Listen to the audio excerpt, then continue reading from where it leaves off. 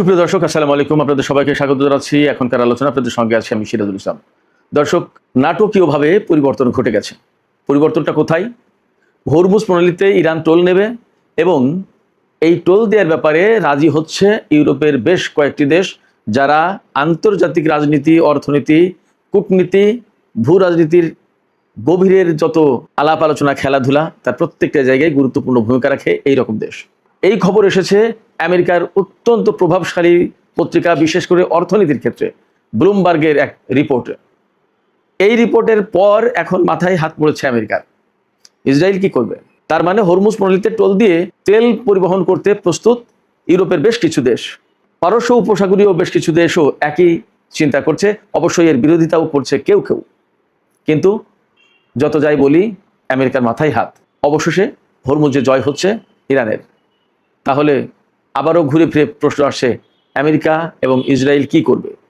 এই হরমুজ প্রণালী কন্ট্রোল যদি ইরান করেই, টোল দিয়ে যদি জাহাজকে যেতে হয়, তার মানে সুনির্দিষ্ট নিয়মের ভেতর দিয়ে যেতে হবে, তখন আমেরিকা এবং ইসরায়েলের কোনো যুদ্ধ জাহাজ কি হরমুজ প্রণালীর ধারে কাছে যেতে পারবে?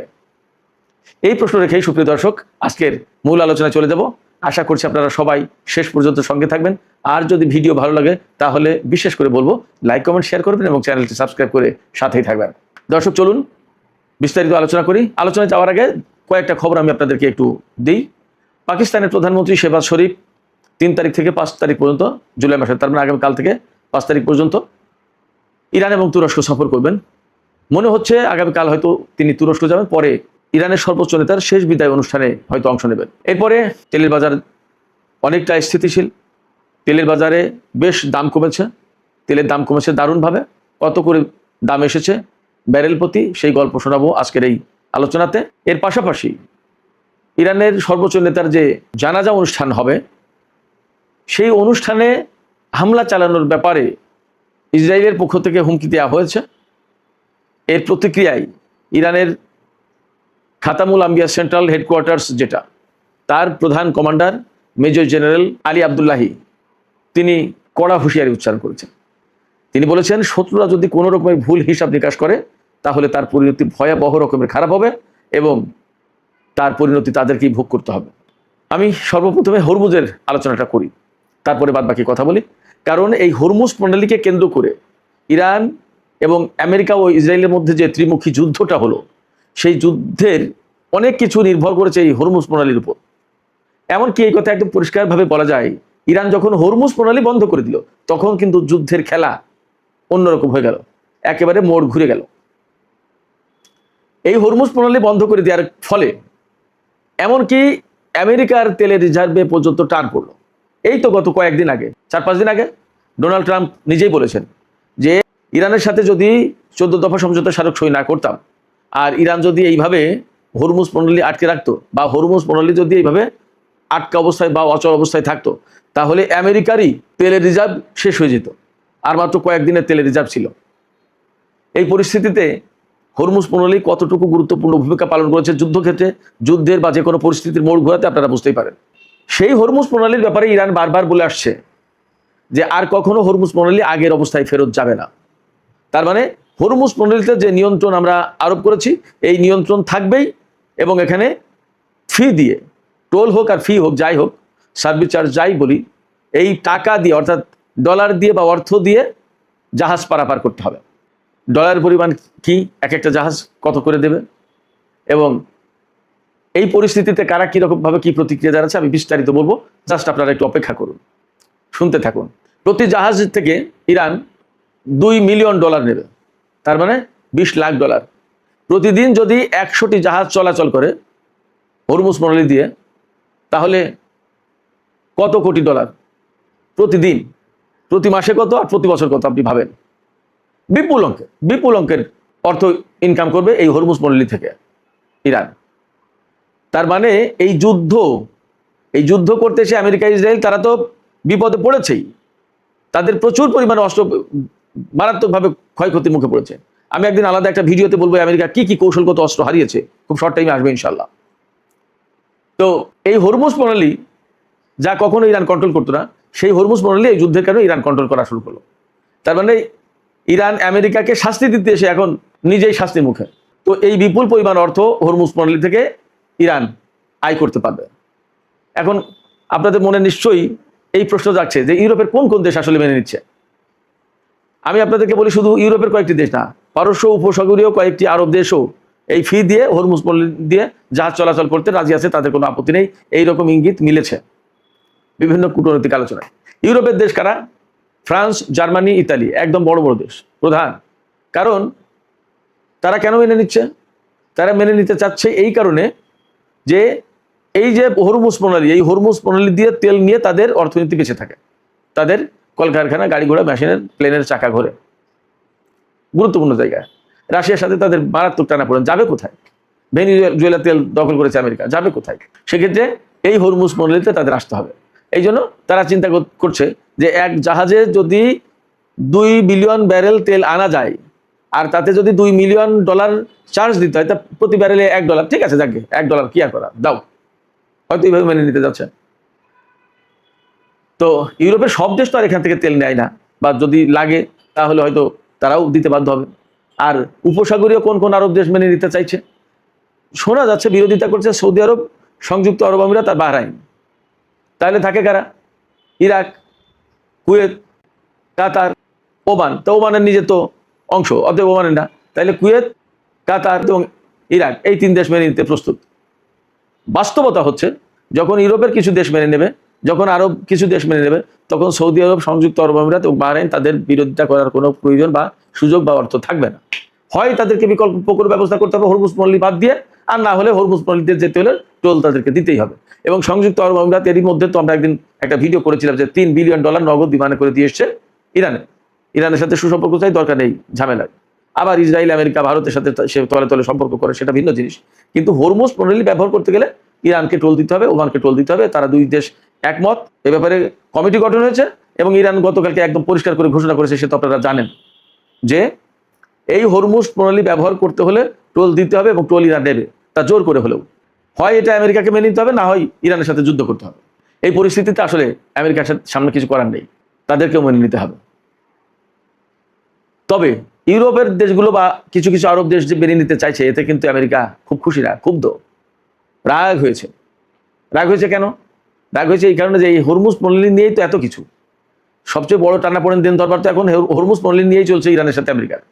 আমেরিকা বলছে যে টোল ছাড়া উন্মুক্ত থাকবে, ফ্রি, আর ইরান বলছে যে না, টোল তো দিতে হবে, যদি প্রয়োজনে জোর করে দিতে হয় তাও নেব। এই জায়গায় যখন ইউরোপের গুরুত্বপূর্ণ দেশ ফ্রান্স, জার্মানি, ইতালি তারা মেনে নেবে, আরব দেশ কুয়েত, ইরাক, কাতার তারা মেনে নেবে, তখন আমেরিকার আসলে খুব বেশি কিছু করা থাকবে না, বাকিদেরও মেনে নিতে হবে। এই জায়গায় আর একটা বিপদে পড়বে ইসরায়েল। যখনই টোল সিস্টেম হবে তখনই তো সেখানে একটা গেট কিপিং হবে, যে এই রুটে যাও, এই রুটে আসো, এবং কোন জাহাজ যাচ্ছে, কোন জাহাজ যাবে, কোন জাহাজ যাবে না, কোন জাহাজ কোন কারণে যাচ্ছে, অনেক কিছু মনিটর করবে ইরানে একদম সোজা। তখন ইসরায়েলের কোনো জাহাজ এই হরমুজ প্রণালীতে ঢুকতে পারবে না। এটা ইসরায়েলের জন্য অনেক বড় ঝামেলার কারণ হয়ে যাবে। সেক্ষেত্রে ইসরায়েল আপাতত হরমুজ প্রণালী বঞ্চিত হয়ে গেল, এতে কোনো সন্দেহ নেই। নাম্বার 1। নাম্বার 2, আমেরিকার কোনো যুদ্ধ জাহাজ সম্ভবত এই হরমুজ প্রণালীতে যেতে পারবে না। কারণ আমেরিকা অস্ত্র আনবে কার বিরুদ্ধে? সেই অস্ত্র ব্যবহার করবে সৌদি আরবের বিরুদ্ধে, কাতারের বিরুদ্ধে, কুয়েত, ইরাক, কারোর বিরুদ্ধে না। সেই অস্ত্র যে এত যুগ যুগ ধরে জমিয়েছে, ঘাঁটি করেছে, সেটা যে ইরানের বিরুদ্ধে, তার তো পরিষ্কার। এখন ইরান কি কোনো মতে হরমুজ প্রণালী খুলে দিয়ে আমেরিকাকে বলবে যে তোমার অস্ত্রবাহী জাহাজ নিয়ে এই হরমুজ প্রণালীতে আসো, আমার কোনো আপত্তি নেই? এই সুযোগটা ইরান দেবে না। তাহলে আমেরিকা এবং ইসরায়েলের জন্য এই হরমুজ প্রণালীতে টোল সিস্টেম বসানো অনেক বড় সমস্যার কারণ। কিন্তু সম্ভবত তাদের কিছু করার নেই, কারণ যুদ্ধে যেহেতু তারা জিততে পারেনি, অতএব তাদেরকে ইরানের কথা শুনতে হবে, কারণ ইরান বিজয়ী শক্তি এখানে, এটা বাস্তবতা।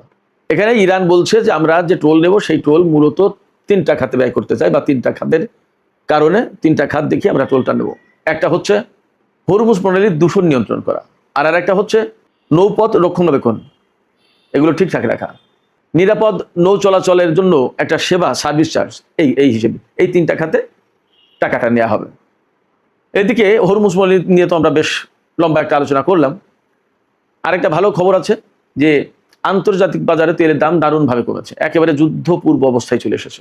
আজকে অর্থাৎ 2 জুলাই 2026 সাল, এই দিনে আন্তর্জাতিক বাজারে ব্রেন্ট ক্রুডের দাম $70.84, অর্থাৎ $70.84 এক ব্যারেল তেলের দাম, ব্রেন্ট ক্রুড অপরিশোধিত তেল। আর ওয়েস্ট টেক্সাস ইন্টারমিডিয়েট যেটা আমেরিকান তেল, সেটার দাম হচ্ছে 67.75, অর্থাৎ $67.75। একদম তেলের দাম, তেলের বাজার এখন স্বাভাবিক। এই স্বাভাবিক হওয়ার মূল কারণ হলো গতকাল অর্থাৎ 1 জুলাই কাতারের রাজধানী দোহায় ইরান এবং আমেরিকার মধ্যে পরোক্ষ আলোচনা হয়েছে। এই আলোচনায় মধ্যস্থতা করেছে কাতার। তো সেই আলোচনায় ইতিবাচক অগ্রগতি হয়েছে বলে কাতার জানিয়েছে। তো ইতিবাচক অগ্রগতি হওয়ার ব্যাপারে কি কি তথ্য পাওয়া যাচ্ছে আমরা যতদূর জানতে পারছি, ওই যে ইরানের আটকে থাকা অর্থ ছাড় করা, সেই অর্থ ছাড় করার ব্যাপারে আলোচনায় অগ্রগতি হয়েছে। আরও কিছু কিছু ব্যাপারে অগ্রগতি হয়েছে, কিন্তু আপনারা এটা নিশ্চিত থাকুন গতকাল দোহায় কিন্তু কোনো মতেই পরমাণু ইস্যুতে আলোচনা হয়নি। যাই হোক সুপ্রিয় দর্শক, আমি শুরুতেই আরও কিছু খবরের কথা বলেছিলাম, যেমন সর্বোচ্চ নেতার জানাজা অনুষ্ঠানে ইসরায়েল হামলা চালাতে পারে এমন হুমকি দিয়েছে বা আশঙ্কা করা হচ্ছে। সেই জায়গায় খাতামুল আম্বিয়া সেন্ট্রাল হেডকোয়ার্টার্সের যে commander major general Ali Abdullahi, তিনি বলেছেন শত্রুরা যদি কোনো রকমের ভুল হিসাব নিকাশ করে তাহলে তার কঠোর জবাব দেওয়া হবে এবং তারা পরিণতি ভোগ করবে। এখানে একটা বিষয় আমি শুধু আপনাদের কাছে বলি যে জানাজার অনুষ্ঠানে কেউ হামলা করার কল্পনা বা পরিকল্পনা বা হুমকি করতে পারে বা দিতে পারে, এটা আসলে ভাবাটা খুব একটা কঠিন ব্যাপার।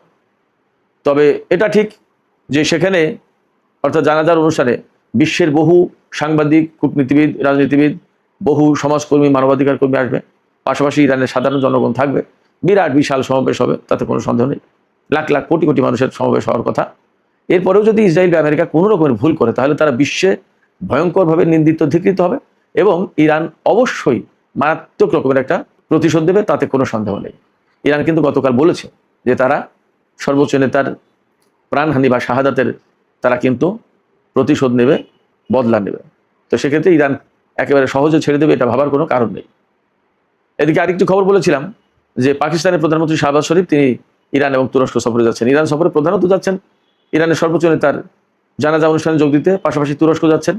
সম্ভবত ইরান, তুরস্ক, পাকিস্তান, সৌদি আরবে যে আঞ্চলিক একটা সহযোগিতামূলক বলয় গড়ে ওঠার সুযোগ বা সম্ভাবনা তৈরি হয়েছে, এই বিষয় নিয়ে হয়তো তিনি নিজেই মাঠে নামছেন। আরও কাজ এগিয়ে নেওয়ার প্রশ্ন আছে সম্ভবত।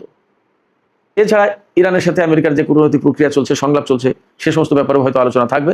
তো দেখা যাক আগামী দিনগুলো কিভাবে কতটা সফলতা আসে শান্তির পথে। তবে আমি সবসময় বলি যে আমেরিকা, ইসরায়েল যেহেতু তারা এখনো পর্যন্ত ইরানের বিরুদ্ধে হুমকি দিচ্ছে মাঝে মাঝেই, সেক্ষেত্রে আসলে শান্তির পথটা যে খুব সহজ হবে এটা ভাবার সুযোগ নেই। তবে আমরা কিন্তু শান্তি চাই, এতেও কোনো সন্দেহ নেই। সুপ্রিয় দর্শক, এখনকার আলোচনা এখানেই শেষ করতে চাই। আলোচনা শেষের আগে আপনাদের কাছে আমার জানার আছে, আপনাদের মতামত আমি জানতে চাই। আপনারা কি মনে করেন এই যে হরমুজ প্রণালীতে টোল আরোপের ব্যাপারে যে ইরান তাদের পরিকল্পনার কথা এবং তাদের অবস্থান ঘোষণা করেছে, আপনারা কি মনে করেন শেষ পর্যন্ত আসলে বিশ্ব ইরানের কাছে বা ইরানের এই অবস্থান মেনে নেবে? আপনাদের কাছে কি মনে হয়? আপনাদের মতামত কমেন্টে জানাতে পারেন। আর ভিডিও ভালো লাগলে আপনারা অবশ্যই লাইক, কমেন্ট, শেয়ার করবেন এবং চ্যানেলটি সাবস্ক্রাইব করে সাথে থাকবেন। দর্শক, আপনারা সবাই অনেক অনেক ভালো থাকুন। আল্লাহ হাফেজ।